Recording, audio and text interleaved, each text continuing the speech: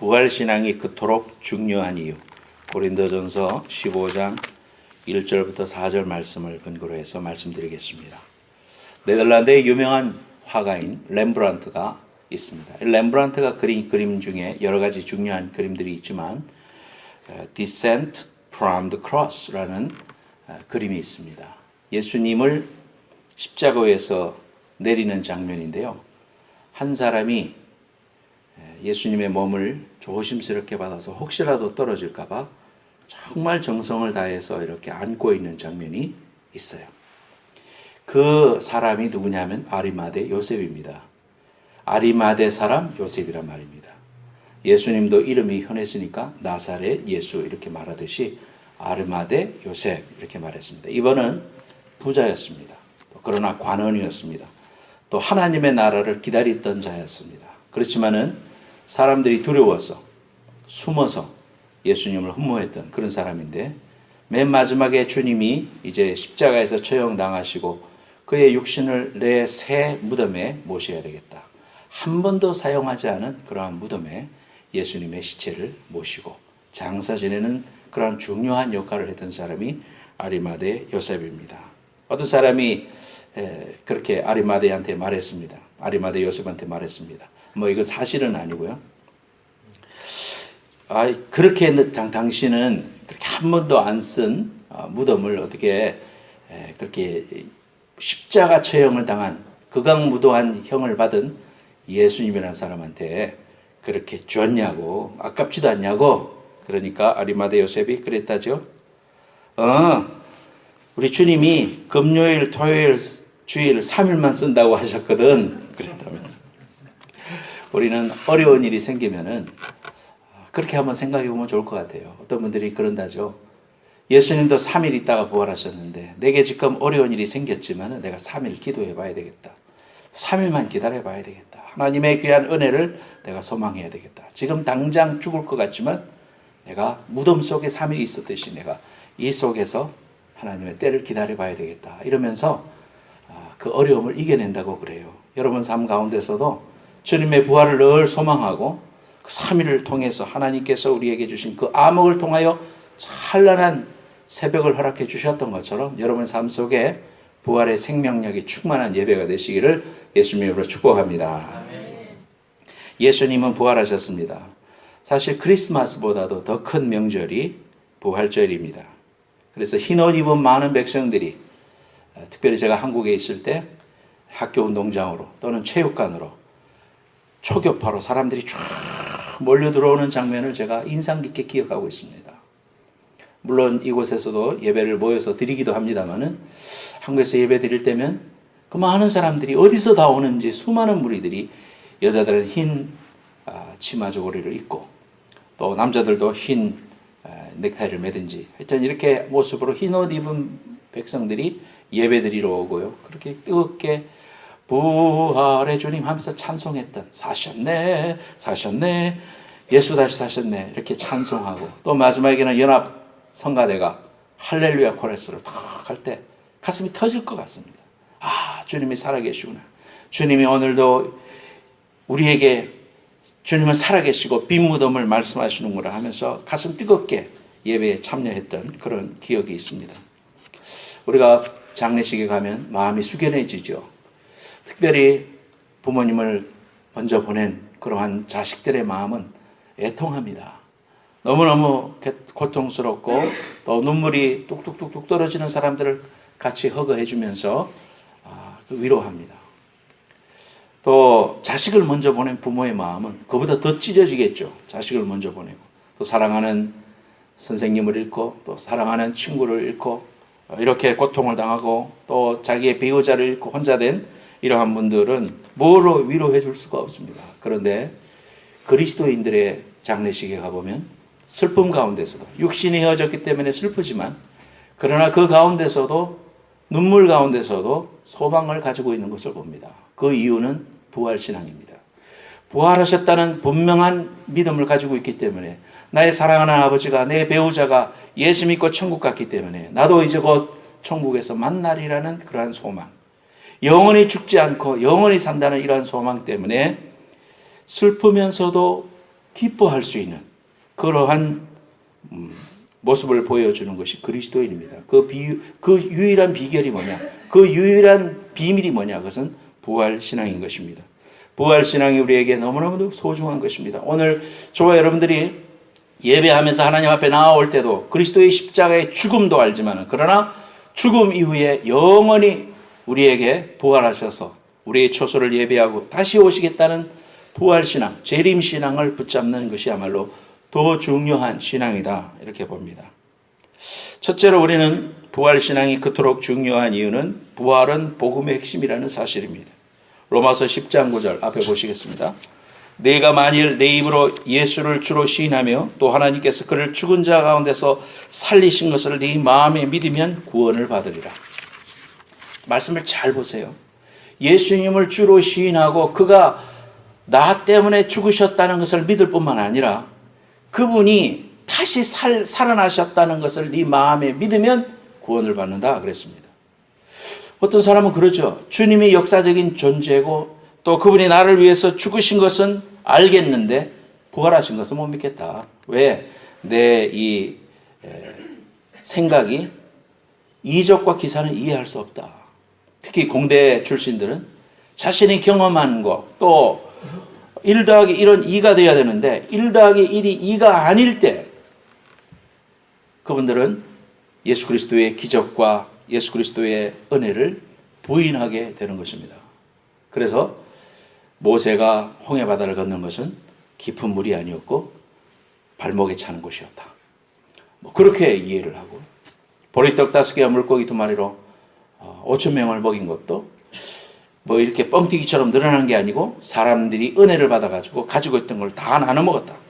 이제 이런 식으로 복음을 변색시키고 내 머리에 맞는 주님이 말씀해 주시는 주님의 복음이 아니라 내가 복음을 만들어가지고 그렇게 하나님을 믿는 듯한 문의는 가지고 있지만은 하나님을 믿는 사람이 아닌 것입니다. 오늘 이 자리에 앉아있는 여러분들도 제가 바라기는 모두가 예수 그리스도의 죽으심과 부활을 믿는다고 믿습니다만은 여러분 마음속에 혹시라도 주님의 다시 사심에 대한 부활에 대한 확신이 없다면 여러분은 구원받지 못한 사람입니다. 하나님께서 나를 구원하여 주시고 나를 십자가의 보혈로 구원하여 주셨다는 그 사랑에 감사해서 눈물을 흘리지만은 그분이 다시 사셨다는 것이 믿어지지 않고 내가 지금 죽어도 천국 간다는 분명한 사실이 믿어지지 않는다면 그것은 복음을 모르는 사람입니다. 십자가의 죽으심과 부활을 분명하게 믿고 여러분의 복음의 색깔이 흐려지지 아니하고 퇴색되어지지 아니하고 지금도 2000년 전에 흘리신 예수 그리스도의 보혈의 검붉은 피가 여러분의 가슴과 여러분의 인생과 생각을 확 적셔서 흘러가는 귀한 은혜가 있으시기를 예수님의 이름으로 축복합니다. 하나님은 우리를 사귀기 위해서 창조하셨습니다. 영원히 함께 사귀면서 하나님 아버지는 우리의 구세주가 되기를 원하셨습니다. 그런데 인간이 범죄하여 죄 때문에 하나님으로부터 떠났습니다. 죄의 세찬 강을 건너지 못하고 인생들은 그것을 메꾸기 위해서 수없이 노력했지만은 그러나 이 죄의 싹은 사망이기 때문에 이 죽음의 강이 우리를 저 깊은 불못으로 인도하는 그러한 인생의 처지에 놓여있던 우리에게 하나님은 독생자 예수 그리스도를 이 땅에 보내셔서 저와 여러분들의 죄를 위해서 십자가에서 죽기로 작정하시고 이 땅에 오셔서 내가 너희를 위하여 죽노라 말씀하시고 죽으셨을 뿐만 아니라 3일 동안 사탄 마귀는 기쁨의 노래를 불렀을 겁니다. 왜냐하면 봐라, 내가 아담의 타락 이후부터 하나님이 보내신다는 독생자 예수 그리스도가 이 땅에 오는 것을 막기 위해서 다윗의 족속으로 오는 것을 막기 위해서 다윗을 죽이려고 하고 수없는 방해를 통해서 독생자 예수 그리스도가 혈통으로 오지 못하도록 방해했다. 그런데 그것을 다 실패했어요. 그런데 결국은 예수 그리스도가 십자가에서 못 박혀 죽도록 모든 사람들이 배신하고 떠나갔을 때 주님 혼자 십자가에서 죽으셨을 때에 마귀는 쾌재의 노래를 불렀을 것입니다. 아주 음흉한 웃음으로 헤헤 바라바라 이겼다, 내가 이겼다, 승리했다라고 말했을 겁니다. 그러나 3일 후에 예수님은 무덤에 돌문이 굴려지고 죽음의 권세와 사망의 권세, 사탄 마귀의 괴계와 모든 협박을 물리치시고 승리하심으로 부활신앙의 위대한 초석을 우리에게 주셨어요. 그래서 이러한 놀라운 은혜를 우리가 받았기 때문에 우리가 이 부활이 복음의 핵심이라는 사실을 우리가 분명히 기억하면서 마음에 확신해야 돼요. 오늘 본문 말씀은요, 고린도전서 15장입니다. 성경은 그 장의 특징에 따라서 별명이 붙어 있어요. 믿음장은 뭡니까? 히브리서 11장, 믿음장. 사랑장은 뭡니까? 고린도전서 13장.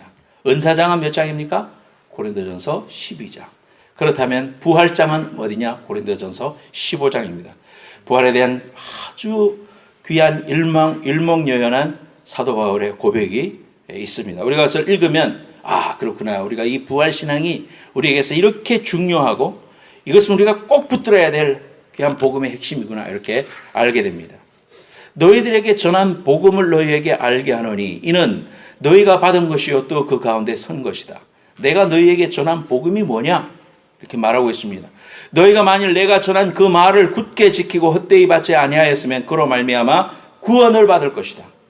내가 너희들에게 한 말이 뭐냐? 그것은 이는 성경대로 그리스도께서 우리를 죄를 위하여 죽으시고 장사 지낸 바 되었다가 성경대로 사흘 만에 다시 살아나셨다. 이것이 복음의 핵심이다. 이렇게 사도 바울은 우리에게 오늘 본문 말씀을 통해서 말씀하고 계시는 것입니다.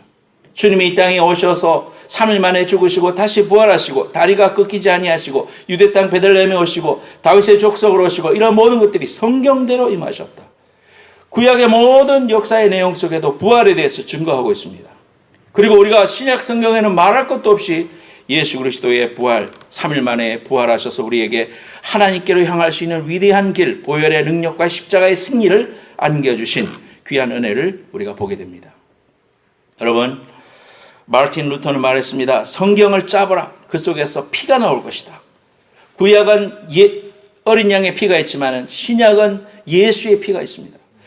이 성경은 우리에게 오로지 예수 그리스도의 보혈의 피를 우리에게 상징하고 있습니다. 유월절의 피를, 어린 양의 피를 바른 것도 예수의 피를 상징하는 것이고, 오늘날 우리가 살아가면서 의지하고 내가 어렵게 되면 예수 그리스도의 보혈의 피가 아닐 수가 없는 것입니다. 여러분, 우리는 하루에도 12번 자빠지고 넘어질 때가 많습니다. 우리의 욕심 때문에, 우리의 죄 때문에 넘어지고 탄식할 때가 많지만 그럴 때마다 사탄은 우리에게 이야기합니다. 너는 구원받지 못했다. 네가 목사가 그럴 수 있냐? 네 집사가 그럴 수 있냐? 신앙생활 10년, 20년, 30년 하면 뭐하냐? 네 신앙생활의 꼬라지가 그게 뭐냐? 그렇게 우리를 참수합니다. 그러나 우리가 그럴 때마다 우리 자신을 돌아보면서 다시 하나님의 귀한 은혜의 보좌 앞으로 담대히 나아갈 수 있음은 에베소서 1장 7절 우리는 그리스도 안에서 그의 은혜의 풍성함을 따라 그의 피로 말미암아 속량 곧 죄사함을 받았느니라. 할렐루야. 그리스도의 귀하신 보혈의 피가 나를 깨끗게 하신 것입니다. 그 사실을 부인할 수 없는 것입니다. 인간의 죄 문제를 해결하고 다시 하나님과 화목하게 해주신 귀한 예수의 보혈, 죽음을 넘어 찬란한 부활로 나아가야 되는 것입니다. 우리 인생 가운데 삶이 어렵고 힘들다고 우리 예수 믿는 사람들도 늘 인상을 우기면서 살아가는 경우가 많습니다. 여러분, 한번 활짝 웃어봅시다. 활짝 웃어보세요. 하도 구기자를 많이 먹어가지고 얼굴이 구겨져서 이제는 피자를 먹읍시다. 피자. 살아나는 역사, 생명의 역사, 일어나는 역사, 올라가는 역사, 이러한 것들이 우리에게 충만하려면 부활신앙을 꼭 붙잡아야 돼요. 스펄전 목사님이 지나가다가 어떤 소년이 새장 속에 있는 새를 막 자꾸 찌르면서 말이죠. 못 살게 구는 걸 봤어요. 야, 그 새 얼마냐? 2파운드입니다. 2파운드 주고 그 새를 샀어요. 그리고 하늘로 날려보냈습니다. 그리고 스펄전 목사님이 설교하셨습니다. 사탄 마귀는 우리를 괴롭히고 우리를 죽이려고 찔렀지만은 예수 그리스도는 자신의 몸과 피를 흘려 우리에게 모든 죄값을 담당하시고 우리를 자유케 하셨습니다. 할렐루야. 이 귀한 고백이 우리의 고백이 되어야 할 것입니다. 두 번째로 주님이 직접 증거하신 일입니다. 부활신앙이 왜 중요합니까? 주님이 직접 말씀하셨습니다. 바리새인과 사두개인은 우리 주님과 침례 요한이 말하기를 독사의 새끼들아 그랬습니다. 아주 독사의 자식들아 그랬지만 사실은 독사의 새끼들아 이 말이죠. 이놈 새끼들아 이 말이에요. 참 이 말은요, 그들이 얼마나 예수님의 마음에 안 들었는지 우리가 보게 됩니다. 바리새인이라는 것은 분리주의자 그 말입니다. separation. 그 당시에 모세의 율법과 또 장로들의 유전 이러한 것들을 잘 지켜가지고 하나님을 잘 믿어보려고 했던 사람입니다. 그래서 사도 바울이 뭐라고 말했습니까? 나는 바리새인 중에 바리새인이다. 바리새인 중에서도 최고의 바리새인의 덕목을 가졌다. 그들이 몇 년 동안 11조 생활하고 그들이 원하는 그러한 덕목들을 잘 지키지 않으면 바리새인이 될 수 없었어요. 그러니까 그들의 종교 생활은 하이어 랭킹입니다. 그럼에도 불구하고 우리 주님이 왜 바리새인들을 징계하시고 또 그들을 책망하셨느냐? 그것은 우리 하나님의 마음을 알지 못하고 자신들이 만들어 놓은 내가 복음으로 하나님을 재단하면서 사람들을 미워하고 살았기 때문에 우리 주님께서 신랄하게 비판하셨습니다. 이들은 모세의 오경뿐만 아니라 장로들의 유전까지 믿었습니다. 우리가 잘 믿기 위해서는 안식일에는 몇 발자국 이상 움직이면 안 된다. 왜? 안식일의 법률에 비대해서 우리가 그것을 바이올레이션 하면 안 된다. 그러면서 자신들이 만들어 놓은 룰들이 너무나 많았어요. 겉으로는 잘 믿은 것 같으나 그들의 속은 썩었습니다. 오늘날도 우리가 바리새인과 같은 그리스도인이 되기 쉽습니다. 저나 여러분이나 사람들을 재단하고 정죄하기가 쉽습니다. 왜? 내가 하나님을 잘 믿는 것 같거든요. 세상에 여러분 나가서 한번 보세요. 세상의 운전은 내가 제일 잘하는 것 같아요. 남들을 다 정죄하죠. 다 그래. 남들이 잘못하지 나는 제일 잘하는 사람이에요. 신앙생활도 마찬가지예요, 여러분. 다 남들은 못하는 것 같아요. 내가 제일 잘난 것 같아요. 그런데 하나님의 은혜를 모르는 사람이에요. 우리가 하나님의 은혜를 알고 주님의 사랑을 알고 용서를 알고 십자가 사랑을 안다면 정말 안다면 우리의 삶 그렇게 살지 않겠죠. 지난 일주일 동안 제가 새벽기도 하면서 하나님 앞에 묵상했어요. 우리가 주의 사랑을 정말 안다면 십자가에서 죽어주신 예수님의 사랑을 내가 정말 아는 사람이라면 삶이 바뀔 거다. 그 사실을 우리가 어선풀에 알고 그저 지식적으로 알고 입으로만 알기 때문에 우리의 삶이 변화되지 않는 거 아닌가. 그런 묵상을 했었습니다. 이 바리새인들도 이러한 사람이었습니다. 회당 중심의 신앙을 가졌어요. 로마와 적대시했습니다. 그리고 민중들을 함께하는 그러한 신앙을 가졌어요. 그렇기 때문에 많은 민중들이 바리새파를 따랐습니다. 또 하나의 사람들은 사두개인들입니다. 이름 자체가 기분 나쁘죠. 머리가 4개 달린 짐승 같잖아요. 사두개인이니까. 이 사람들은 사독의 후손들이었습니다. 사독은 솔로몬을 왕으로 기름 부어 세운 그러한 제사장이었습니다. 여기 사독의 후예들이라는 말이니까 그래서 사두개인이 됐다. 이제 이렇게 우리가 성경학자들이 봅니다만은 제사장과 결탁되었습니다. 기득권을 가졌습니다.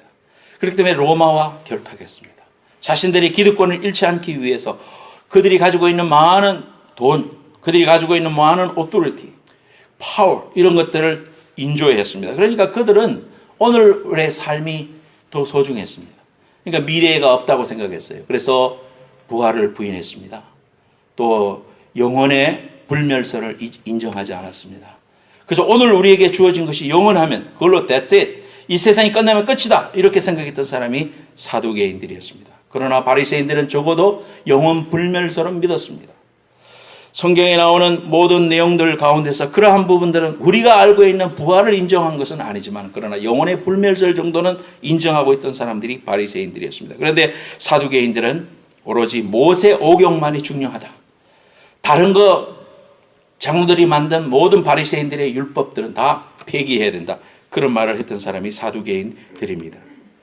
사두개인과 바리새인은 서로 싸웠습니다. 상극이었어요. 왜냐하면 이 사람들은 민중과 함께 했고 이 사람들은 제사장 계급이었기 때문에 이분들은 성전 중심이었고 이 사람들은 회당 중심이었습니다.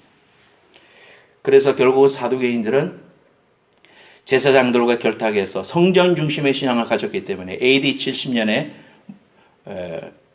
로마가 침공해서 성전을 파괴했을 때 결국 중심이 없어졌기 때문에 사두개인들은 역사에서 사라집니다.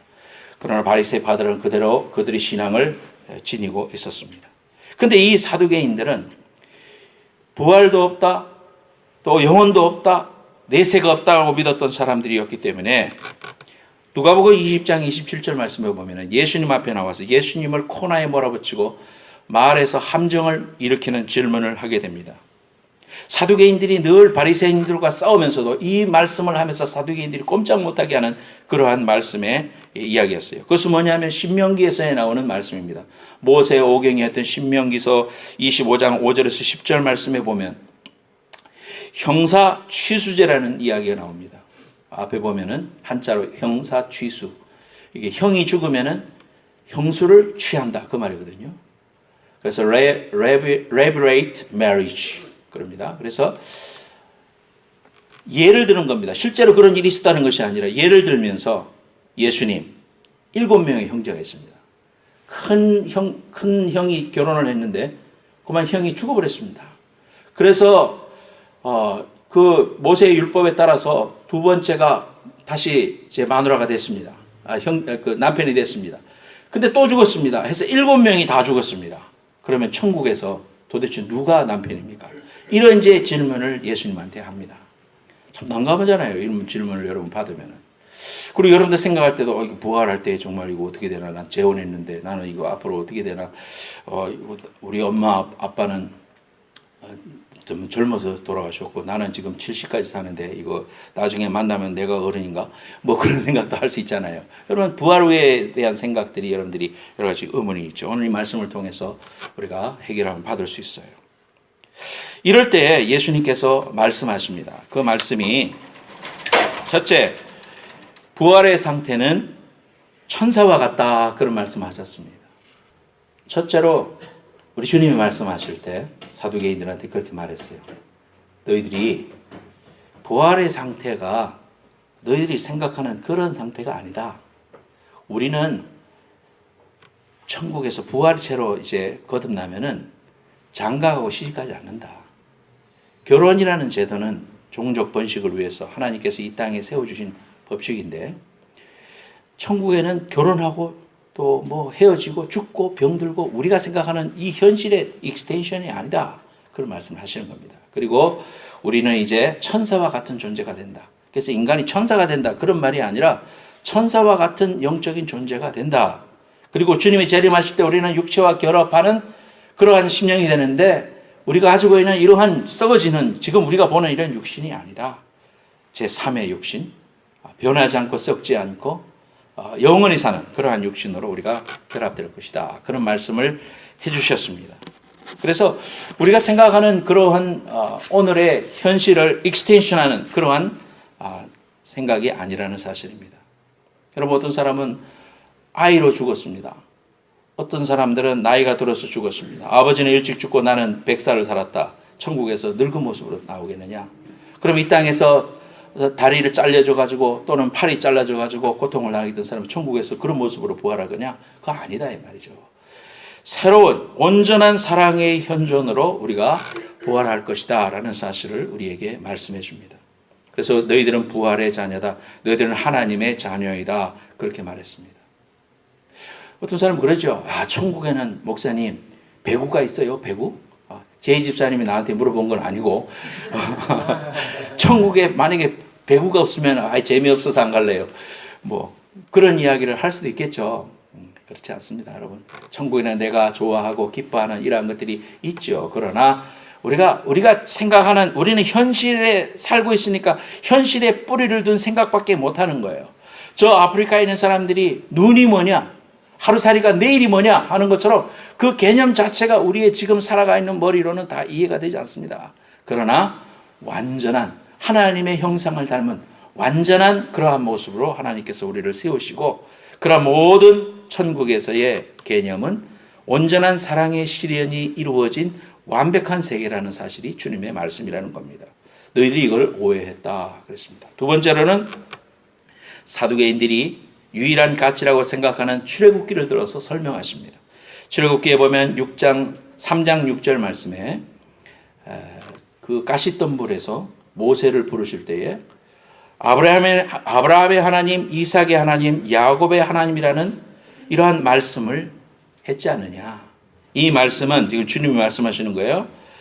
너희들이 생각하는 것처럼 죽으면 끝이라면은 왜 하나님도 관계가 없는 그러한 상태가 돼야 되는데 아브라함도 죽었고 이삭도 죽었고 야곱도 죽었지만은 아브라함의 하나님, 이삭의 하나님, 야곱의 하나님이라고 하느냐.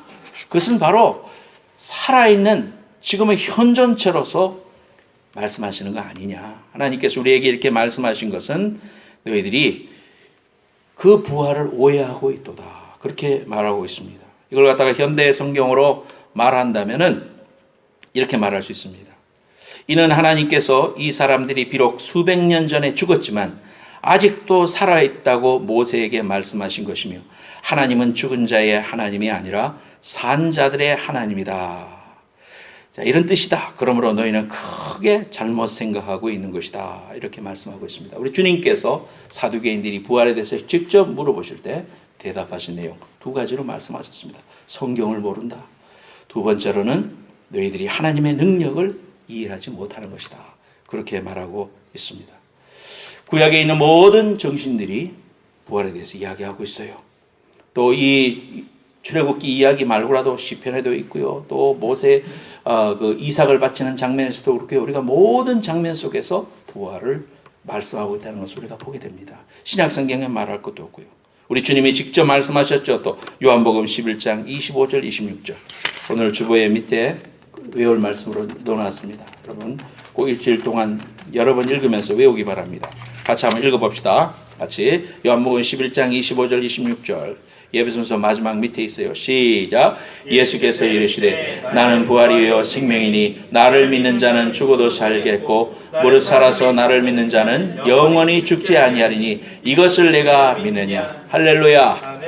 이것을 믿습니까? 아멘. 여러분 구원받았습니다. 그리고 하나님께서 여러분을 다시 살리실 것입니다. 세 번째로 부활신앙이 그토록 중요한 이유는 베드로전서 1장 3절 4절 말씀의 근거로 볼 때 예수 안에서 산 소망이 되기 때문이다. 부활 자체가 우리에게 산 소망이 되기 때문이다. 우리 주 예수 그리스도의 아버지 하나님을 찬송하리로다. 그의 많으신 긍휼대로 예수 그리스도를 죽은 자 가운데서 부활하게 하심으로 말미암아 우리를 거듭나게 하사 산 소망이 있게 하셨다. 썩지 않고 더럽지 않고 쇠하지 아니한 유업을 있게 하시나니 곧 너희를 위하여 하늘에 간직하신 것이다. 여러분 오늘의 우리의 삶이 예수를 믿고 하나님의 자녀가 되었음에도 우리의 삶은 녹록하지 않습니다. 나가면 현실과 맞닥뜨려야 되고 지금 체킹하고 밸런스가 간들간들하고요. 또 무너진 삶입니다. 관계가 깨어졌습니다. 삶의 여러 가지 아픔과 고통, 이혼과 또 슬픔 이러한 것들로 인해서 우리의 삶에 많은 상실된 것이 있습니다. 건강도 상했습니다. 허리도 굽어졌습니다. 정말 예수 그리스도의 부활이라는 소망이 없다면 우리가 이 땅에서 가장 불쌍한 자일지도 모릅니다. 세상 사람들은 그저 어떤 방법을 통해 가지고도 출세하고 돈 많이 가지면 세상에서 인정해주는 이런 시대에 살고 있죠, 여러분. 그런 시대에 살고 있으니까 우리가 하늘나라의 밸류를 가지고 있으면서도 이게 아닌가 배. 내가 이렇게 사는 게 바른 게 아닌가 배. 이런 생각으로 우리가 흔들릴 때가 있습니다. 그럴 때 우리에게 산소망 대신 부활신앙을 바라보지 않고서는 우리가 이길 수가 없다 이 말이에요. 우리가 붙잡아야 될 그 위대한 놀라운 진리는 바른 소망은 바로 이러한 것이다라는 겁니다.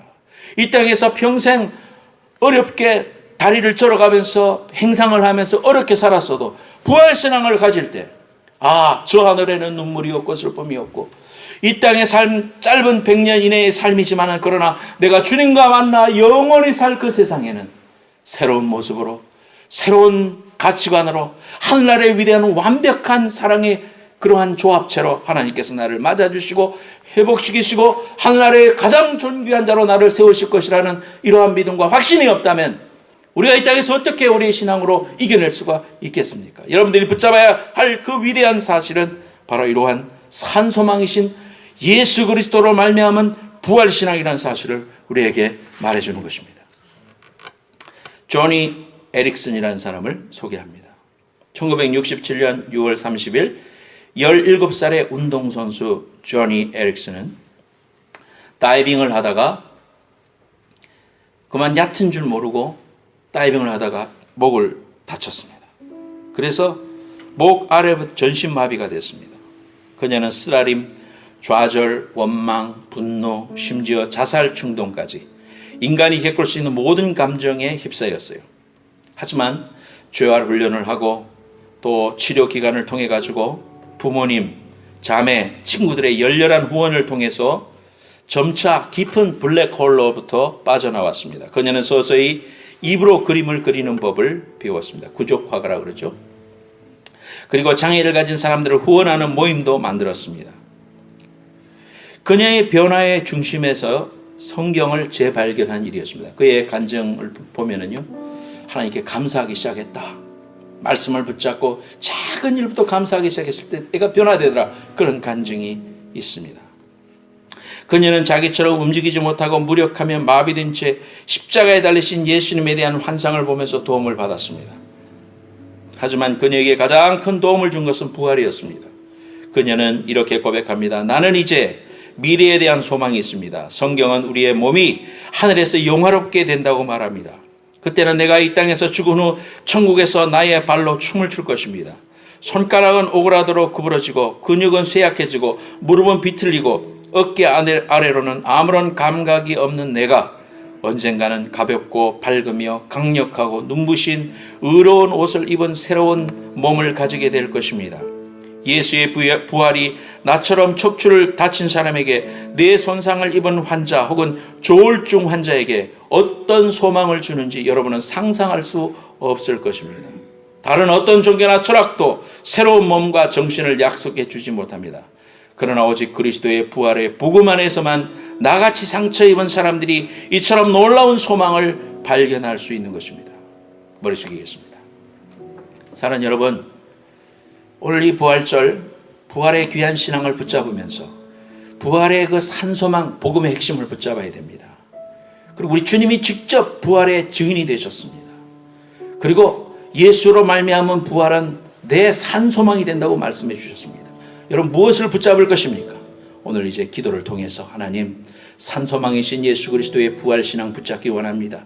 어떤 상황 속에서도 다시 부활하시고 회복시키시고 은혜를 주실 살아계신 예수 그리스도의 귀하신 부활의 분명한 확신과 고백으로 내 남은 삶을 살게 하여 주옵소서. 이렇게 한번 다짐하는, 결단하는 기도가 되기를 바랍니다. 다 같이 기도하겠습니다. 걸어가신 하나님, 살아계신 주, 나의 참된 소망, 걱정 근심 전혀 없네. 사랑의 주내 갈 길에 또하리. 내 모든 삶의 기쁨 늘 충만하네. 주 하나님, 독생자 예수, 날 위하여 오시었네. 내 모든 죄 다 사시고 죽음에서 부활하신 나의 구세주, 살아계신 주, 나의 참된 소망, 걱정 근심 전혀 없네. 사랑의 주내 갈 길에 또하리. 모든 삶의 기쁨 늘 충만하네. 하나님 아버지, 오늘 이 예배를 아버님께 드렸습니다. 받아주신 것을 감사합니다. 아버지, 또 깊은 마음으로 우리에게 주신 물질 가운데서 가려서 아버님 앞에 일부를 바쳤습니다. 아버님, 이 헌금 받아 주시옵소서. 아버님, 귀하게 쓰시옵소서. 이 교회를 세워주셨습니다. 살아계신 주님께서 세우신 주님의 교회입니다. 이 교회의 설립 목적에 아버님의 뜻이 들어있습니다. 그 뜻을 아버님께서 이루어 주시기를 간절히 바랍니다. 아멘. 하나님 아버지, 우리는 소망이 있습니다. 주님 부활하신 소망이 있습니다. 주님 만날 소망이 있습니다. 아멘. 아버지여, 우리 모두가 다 아버님 앞에 이 땅에서 열심히 살고 거룩하게 살고 뜻있게 살고 주님의 마음에 합당한 삶을 살아서 주님 뵐 때, 언젠가 뵐 때인데 뵐 그때에 주님 앞에 부끄럽지 않는 저희들 다 되게 하여 주시옵소서. 우리의 큰 죄, 작은 죄, 나타난 죄, 숨은 죄, 아버지 부끄러운 죄 전부 다 주님께서 마다하냐주고 죽으시고, 이제 내가 너희를 위해서 이 모든 수치 죄를 담당하고 걸머주고 죽을 수 있는 너희는 기쁘게 평화스럽게 서로 사랑하면서 살아나오 하시는 그런 주님의 귀하신 살아계신 말씀을 날로 들으면서 낙심하지 말고, 또한 저희들이 또한 어두운 생활하지 말고, 주님, 저희들이 조금이라도 비생을 가지고 살지 않고 이 세상에서 빛의 생활을 함으로 말미암아 우리가 밝게 보이고 기쁘게 보이고, 또한 저희가 나타나는 곳에 세상의 죄악의 그림자가 다 도망갈 수 있는 그런 삶을 살게 하여 주옵소서. 저는 우리 예수 그리스도의 은혜와 아버지 하나님의 사랑과 성령님의 교통하심이 우리 모두에게 항상 함께하여 주시기를 주 예수 그리스도 이름으로 간절히 축원하옵나이다. 아멘.